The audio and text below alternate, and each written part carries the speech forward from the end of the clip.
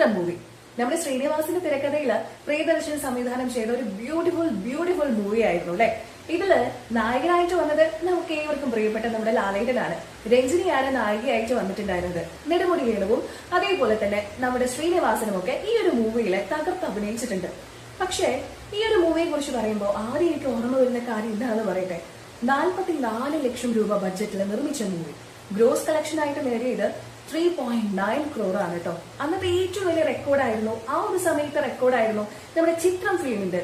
4 ലാംഗ്വേജസിലാണ് ചിത്രം film release ആയിട്ടുണ്ടായിരുന്നത്. Telugu, Kannada, അതേപോലെ തന്നെ തമിഴ്, ഹിന്ദി. ഇതില് ആന്ധ്രാപ്രദേശിൽ മാത്രം 1 വർഷത്തിന് മേലെ ഈ ചിത്രം തിയേറ്ററിൽ പ്രദർശിപ്പിച്ചിട്ടുണ്ടായിരുന്നു.